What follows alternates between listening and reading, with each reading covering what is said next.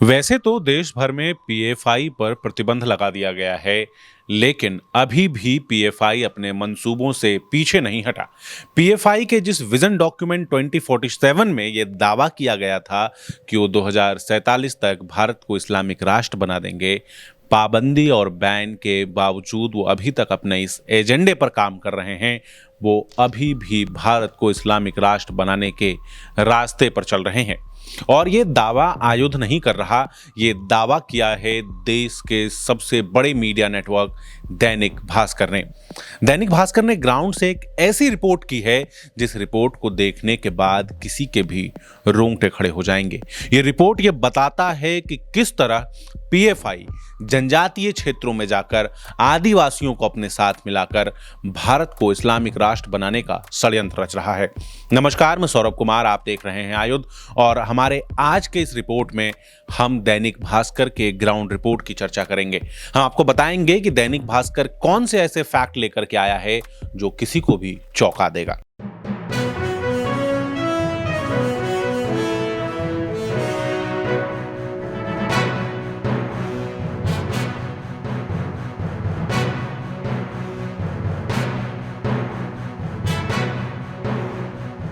PFI पर ban लगने के कुछ महीनों पहले पीएफआई का एक डॉक्यूमेंट सामने आया था। इसे विजन 2047 कह रहे थे पीएफआई का। इस डॉक्यूमेंट में पीएफआई ने यह बताया था कि वो भारत को इस्लामिक राष्ट्र बनाना चाहते हैं और कैसे बनाना चाहते हैं, इसकी स्टेप बाय स्टेप प्लानिंग इस डॉक्यूमेंट में थी। इस डॉक्यूमेंट में पीएफआई का एक मेन एजेंडा यह भी था कि भारत में इलेक्टोरल पावर गेन करने के लिए, राजनीतिक सत्ता गेन करने के लिए वो जनजाति समाज का इस्तेमाल करेंगे, पिछड़े समाज का इस्तेमाल करेंगे। ये बात सुनने में हवा हवाई लगती है, खास करके पीएफआई के ऊपर जब से बैन लग गया है तब से लोगों की इसके ऊपर से नजर भी हट गई है। लेकिन 15 नवंबर को दैनिक भास्कर ने श्योपुर से एक ग्राउंड रिपोर्ट की। ये रिपोर्ट की है दैनिक भास्कर के ही रिपोर्टर योगेश पांडे ने। इस रिपोर्ट में योगेश जी ने यह बताया कि किस तरह ग्राउंड पर पीएफआई से जुड़े हुए जो मुस्लिम लोग हैं वो सहरिया जनजाति की महिलाओं से शादी कर रहे हैं, उन्हें अपनी पत्नी बना रहे हैं।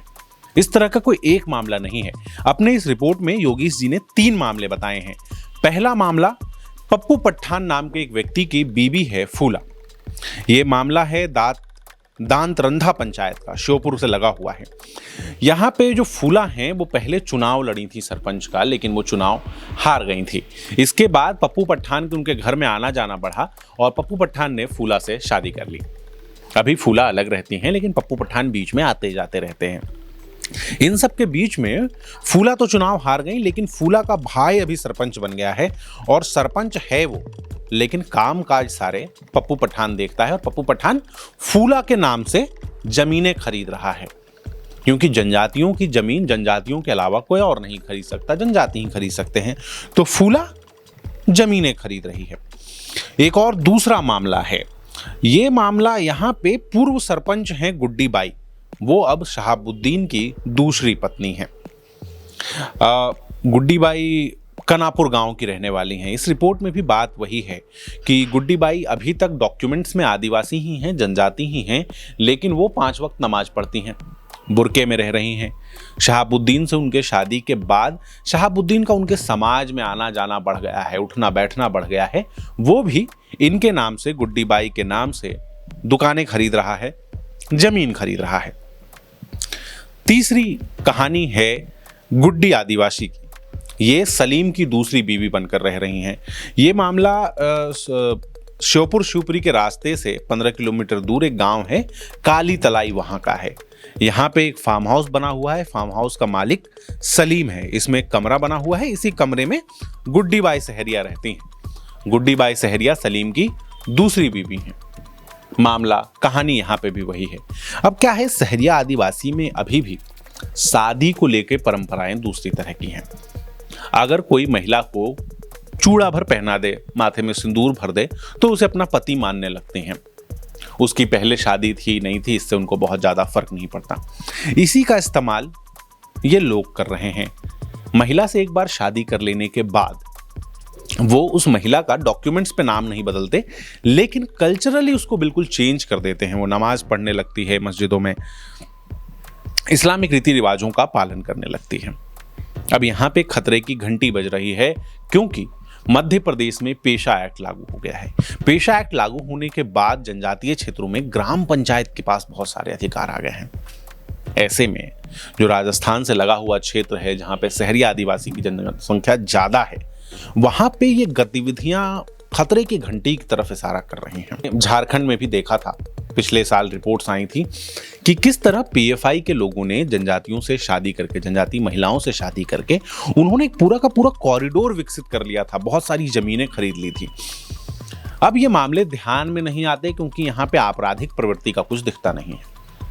लेकिन हिंदू मैरिज एक्ट के अनुसार अगर महिला की मृत्यु हो जाती है, उसके बाद उसकी जो संपत्ति है, उसकी जो जमीनें हैं, ये उसके पति को मिलेंगी।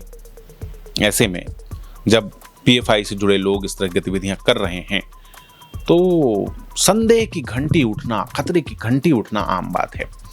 अब जब पीएफआई पे जब छापे भी मारे गए थे तो उन छापों में एक बात स्वीकार की गई थी कि इनका ट्रेनिंग सेंटर कोटा में था, जहां पे लोगों को फिजिकल ट्रेनिंग दी जाती थी, स्ट्रेटेजिकल ट्रेनिंग दी जाती थी। उसके बाद उनमें से बड़ी संख्या में जो लोग हैं वो श्योपुर आ रहे थे, बहुत सारे लोगों का कनेक्शन श्योपुर से था। ऐसे में जब इस तरह की घटनाएं सामने आती हैं तो खतरे की घंटी बजती है। दैनिक भास्कर ने इस रिपोर्ट के बाद कलेक्टर से और पटवारी से बात भी की। कलेक्टर पटवारी का कहना यह था कि उनके संज्ञान में अब तक इस तरह का कोई मामला आया नहीं था, अब मामला आ गया है तो इसके ऊपर वो कार्रवाई करेंगे। देखते हैं कार्रवाई क्या होती है, लेकिन समाज के तौर पर, जनता के तौर पे हम सबको जागरूक रहने की आवश्यकता है। इस तरह की रिपोर्ट हमारी आंखें खोलती है और इस रिपोर्ट के लिए दैनिक भास्कर को साधुवाद दिया जाना चाहिए, दैनिक भास्कर की तारीफ की जानी चाहिए। अगर आपको ये वीडियो अच्छा लगा तो आप दैनिक भास्कर पर जाकर पूरी रिपोर्ट पढ़ सकते हैं। रिपोर्ट के लिंक हम आपको नीचे डिस्क्रिप्शन में दे रहे हैं। इसके साथ ही इस तरह के रिपोर्ट्स लगातार देखने के लिए आप हमारे चैनल को सब्सक्राइब कर सकते हैं। साथ ही हम आपको फेसबुक, ट्विटर और इंस्टाग्राम पर भी मिल जाएंगे। आपका बहुत बहुत धन्यवाद।